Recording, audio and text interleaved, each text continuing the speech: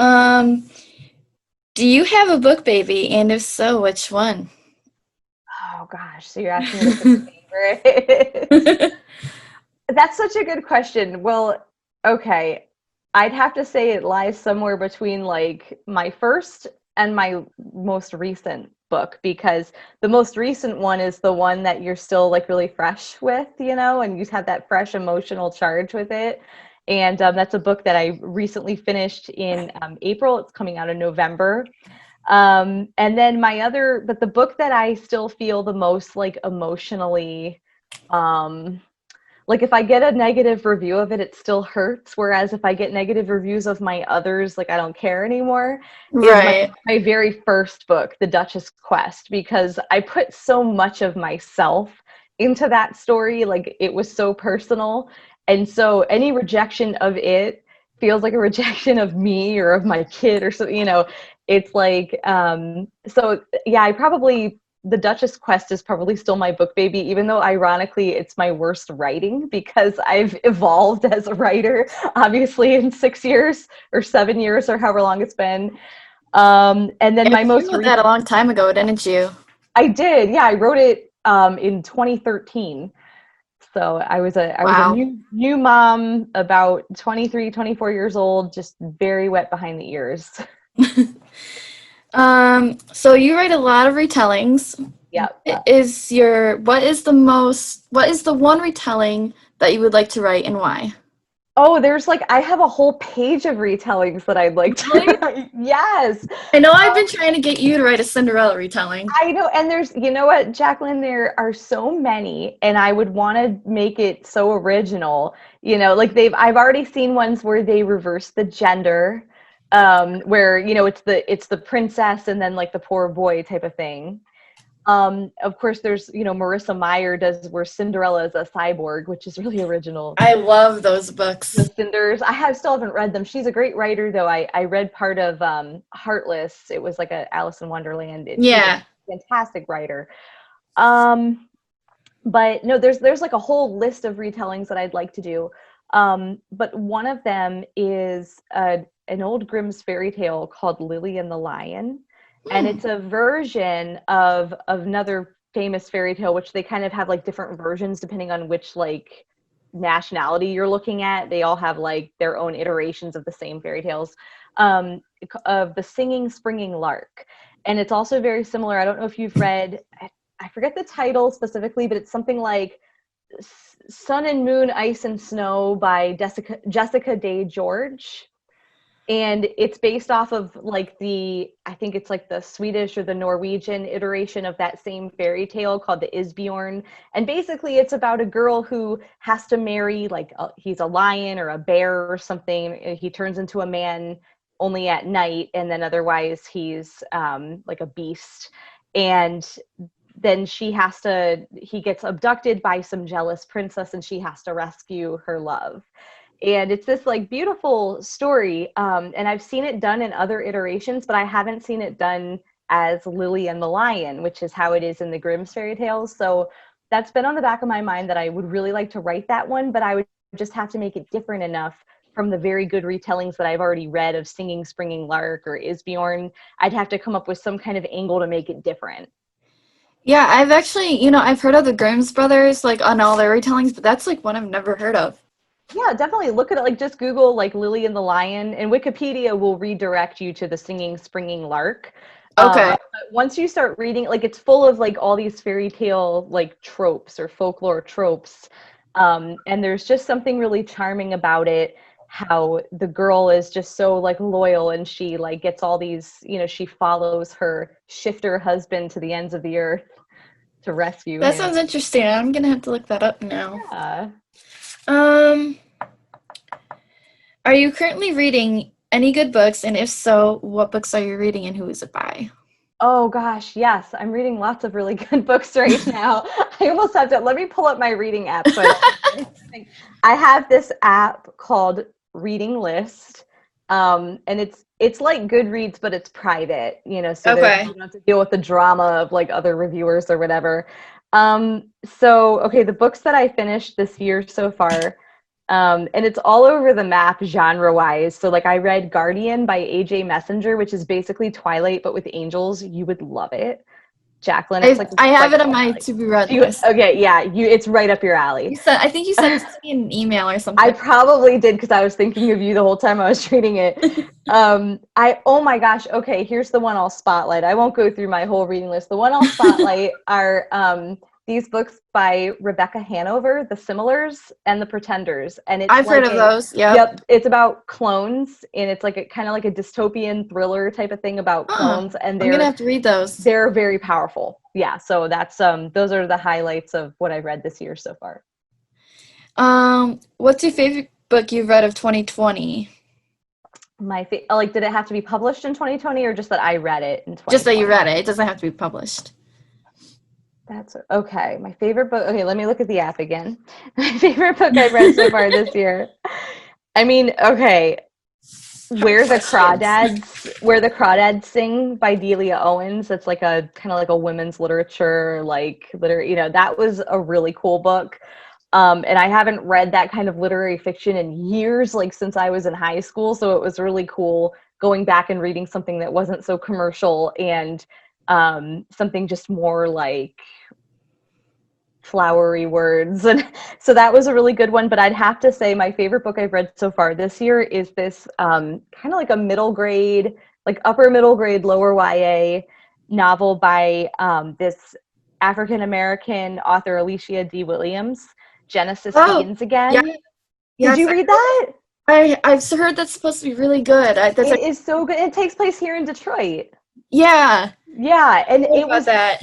it is a beautiful coming of age tale about an African American girl. It's like it's an own voices novel, and that's not just me like paying lip service. Like it really was. I was so incredibly moved and so invested in this book. It gave me the same exact feeling that I felt when I was like in middle school reading Roll of Thunder, Hear My Cry for the first time. Like you just, it was a beautiful book. So have to recommend that. All right, my next question. Do you have a book boyfriend? Hmm. Probably in my own books that I've written. Yes. I know my favorite of yours was and of course now that I'm talking about it I can't think of it. Which Um book? the one that you let me read it early. It was the past life one. Oh, okay. Oh, was it Mason? Yes. Okay. Yes. That's awesome. Yeah, that's one of my favorites The of hypnotherapist. yours. Yes. That's awesome. Um, I think I've kind of already asked you this question, but what inspired you to start writing? I think I asked you that in the beginning, but Well, yeah, the question you asked me in the beginning was like when did I start writing? But yeah. what inspired me? That's a really good question. And I think honestly, just being a little girl and like going to the library and the excitement of like getting a new book and it just occurring to me that like, well, hey, I can put words on paper and draw pictures and I can make a book too. And it was just this sort of this feeling that like I can do this too. And I guess I still have that feeling on a larger scale. Yeah, because I feel like some people when they become a writer, they end up losing that like feeling of oh like I can do it because I know I've been there with my writing. Like sometimes I'm just like, why am I doing this? Like, I don't I mean there was a point in time where I didn't write for almost a year and a half because It I happens. like so I was like I'm not gonna do it anymore and then I obviously go back to it. But Right. It's hard because, you do it alone and you do it without any fanfare. And there are many times we release a book and the market's so saturated that like no one really notices. And then you start to think like, why am I even doing this? And who am I doing it for? But when it just occurred to me that like, look, I've always been writing and it's just always what I do. And I'd be doing it even if I wasn't publishing and I'd be doing it even if no one was reading it. And it just occurred to me that like, well, I write because that's just what I do. It's like I can't stop. So but yeah, we've definitely all had those times where there could be a year or something where like I'm trying to write but it's just not flowing. I'm not able to hit that flow And that's okay, because I know it will come back. If you are a writer, like, it'll always come back when it wants to. I know, like for me, like writer's block. I know you don't have it. I mean, I'm sure you I do. do. I do. Not Trust like, me. but you don't like sit here and say, "Oh, I have writer's block." But I know, like when I get it, it lasts for at least anywhere from 6 months to a year, and I'm like, this sucks. When you get writer's block, are you still kind of like doodling ideas and thinking about Yeah, I ideas? I have a binder by my bed, so if I get like ideas, I write them down, or if I get like character names or like a place setting, Hmm. I always write them down, even if I can't figure out how to start the story. Right. Well, then, Lately, lately I haven't had writer's block, so I'm thankful for that. even if you are blocked in terms of like sitting down and actually writing the narrative, but you're still brewing ideas and collecting ideas, that's still part of the writing process. You're still a writer, you're still writing. You're just, some of us need a longer time to, like, what they call to like input, and to intellect, to like gather all those ideas that are going to make your next story. So that's normal. So my next question is, describe your typical writing day. My typical writing. Okay, pre-COVID or during COVID? How about both? Okay, so pre-COVID, um, my son would be, healthy and well and get on the bus at 9 a.m. and or 8:40 a.m. and I'd be home with my cup of tea in my office chair at 9 a.m. and I would write basically from 9 to 11:30 or something, get my scene knocked out, or my chapter in some cases, or half a chapter, whatever it is. Break for lunch, and then if I wasn't inundated with like housework or emails or errands or something, then ideally I'd get another scene written and then go pick him up at the bus stop at 4 o'clock, and then make dinner and spend time with family. And then if I'm really lucky and I'm not too burned out, then in the evening, if my husband had stuff he wanted to work on, then from like 9:30 to 10:30 p.m. I could poke around a little more on the manuscript, and that would be like a super super productive day. So not typical, but that's the kind of my ideal writing day before COVID. Um, Now with COVID going on, and so I had to homeschool my son for 3 months, and that was I bet that was interesting. crazy. It was crazy. I mean, we bonded a lot, and we both learned a lot, and we'll never forget. It's kind of an unforgettable experience. It's an Um, unforgettable year, that's for sure. it is. It sure is.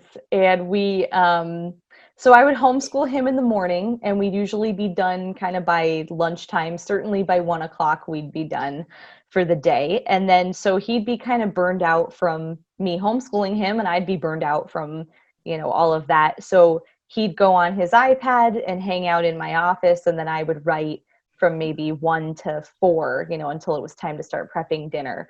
So, we still made it work, but I think a lot of what happened too is just kind of the stress and anxiety of dealing with all this uncertainty. It really interfered with my ability to get stuff done. So after I finished my latest book in, I think it was April, but I finished it like mid to late April. Or no, it may have been, anyway, early April, whenever it was. When I finished that, I just like, I couldn't even get into the brainstorming stage of a new book. Like I just needed a break. So, and I think under normal circumstances, it wouldn't be so hard, but there's just so much anxiety. Yeah, especially with, the world and the way it is right now and Yeah, all absolutely. the craziness.